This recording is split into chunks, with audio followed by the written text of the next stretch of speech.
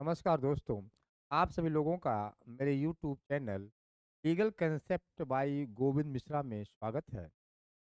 और मैं गोविंद सर आज आप लोगों के लिए एक बार फिर यूपी लोकल लॉ के लिए एक और महत्वपूर्ण टॉपिक लेके और ये लेक्चर विशेषतः यूपी एचजेएस और इसके साथ साथ यूपी जज की तैयारी करने वाले सभी कैंडिडेट्स के लिए बहुत ही उपयोगी होगा। तो आप लोग इस देखिए। और आज का जो ये वीडियो लेक्चर है वो विशेषता है पर है ये UP urban planning and development act 1973, यानी कि उत्तर प्रदेश नगर नियोजन विकास अधिनियम 1973 पर ये महत्वपूर्ण लेक्चर है। वह है कि ऑब्जेक्ट ऑफ अथॉरिटी, यानी प्राधिकरण का क्या उद्देश्य होता है।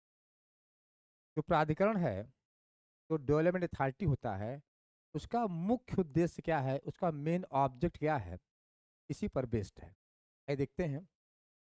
तो ऑब्जेक्ट ऑफ अथॉरिटी यानी कि प्राधिकरण का उद्देश्य यह सेक्शन 7 में प्रोवाइड किया गया है, बंधित किया गया है। कैसे किया गया है? तो सेक्शन 7 के तहत प्राधिकरण के कुछ उद्देश्यों को बताया गया है। इसमें कौन कौन उद्देश्य को शामिल किया गया है इसको हम आपको बताएंगे। जब आप मेंस का एग्जाम देंगे तो आपको इस लिखने में प्रॉब्लम होगी। कि हमने लेक्चर में आपको 1 2 3 4 5 6 प्लाजो में डिवाइड कर दिया है ताकि आप इससे अच्छे से समझ सकें और इसको अच्छे से लिख सकें। आइए देखते हैं कि प्राधिकरण का उद्देश्य क्या है, ऑब्जेक्ट ऑफ अथॉरिटी क्या है। इसमें दिया कि the object of authority shall be, यानी जो प्राधिकरण का मुख्य उद्देश्य क्या है। पहला उद्देश्य इसका है, फर्स्ट उद्देश्य है इसका, to promote and secure the development of development, यानी कि पहला क्या है, to promote and secure the development of development area, यानी कि जो विकास क्षेत्र है उसमें उसमें जो विकास है उसको प्रमोट करना, उन्नयन करना और उसको क्या है, सुरक्षित करना। पहला। दूसरा इसका ऑब्जेक्ट क्या है, दूसरा ऑब्जेक्ट है authority shall have power to acquire property, क्या है, acquire property, hold property, manage and dispose of the land other property, यानी विकास प्राधिकरण का जो मुख्य उद्देश्य है क्या है कि वह है संपत्ति को अर्जित करना, संपत्ति अर्जित करना, उसको होल्ड करना यानी कि धारण करना। उसके बाद manage and dispose of land and other property, और अन, और प्राधिकरण क्या करेगा, अन्य प्रॉपर्टी को डिस्पोज करेगा यानी बैन करेगा। ये किसका उद्देश्य है, प्राधिकरण का उद्देश्य है, पार्टी का ऑब्जेक्ट। आइए देखते हैं का, का जो तीसरा मेन ऑब्जेक्ट हो क्या है। तीसरा ऑब्जेक्ट है to carry out building and mining other operation, यानी कि जो विकास क्षेत्र में भवन निर्माण, अभियांत्रिकी निर्माण और अन्य कार्य, अन्य खनन कार्य जिसके आवश्यक है, अन्य ऑपरेशन, अन्य महत्वपूर्ण कार्य है, उसको क्या करना, उसको रूप से जारी करना। चौथा पॉइंट क्या है, जो सबसे महत्वपूर्ण है, टू एग्जीक्यूट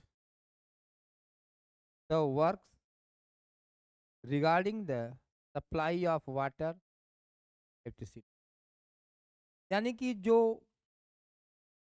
जल और बिजली की आपूर्ति का कार्य है उसको एग्जीक्यूट करना, उसको लागू कराना। कि डेवलपमेंट कार्य में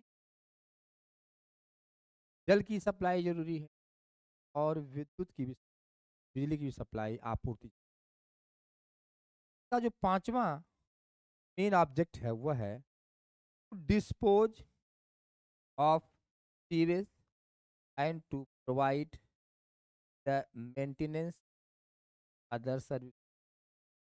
यानी कि जो सीवेज है, क्या है? सीवेज यानी जो मल निकास की समस्याएँ हैं और जो मेंटेनेंस अदर सर्विस का जो मेंटेनेंस जिसकी ज़रूरी है, का जो भरण करना है, उसको जो मेंटेनेंस करना है, उसके लिए भी जो है अथॉरिटी का यह मुख्य उद्देश्य है। और जो लास्ट पॉइंट है, सबसे महत्वपूर्ण, any amenities which are necessary, यानी और भी ऐसी सुविधाएँ जो प्राधिकरण के लिए आवश्यक हैं, उनको भी प्राधिकरण क्या करेगा? पूरा करेगा, वो करेगा। ये जो लेक्चर सेक्शन 7 पर था, ये बहुत महत्वपूर्ण लेक्चर है और इस लेक्चर में मेंस के जो क्वेश्चन बनेंगे, वो अप्रॉक्स 5 मार्क्स में बन सकते हैं, 5 या 10 मार्क्स में बन सकते हैं।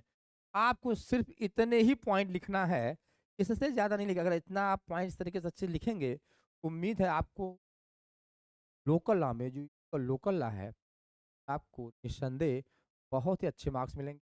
इसलिए आप लोग लोकल लॉ की तैयारी पर भी विशेष फ़ोकस करिए। अगर आपको यूपी में एडीजे बनना है या सिविल जज बनना है, तो लोकल लॉ के टॉपिक को नेग्लेक्ट नहीं करना है, बल्कि बहुत अच्छे से पढ़ना है।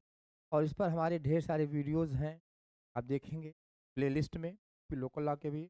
और अभी आगे आगे के ढेर सारे वीडियोज़ जो महत्वपूर्ण हैं लेक्चर हैं, उनको भी हम अपलोड करेंगे।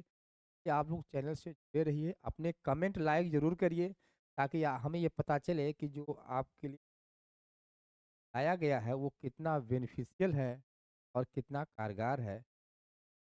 के साथ लेक्चर के लिए आप लोग तैयार रहिए। अगले लेक्चर में फिर मिलेंगे।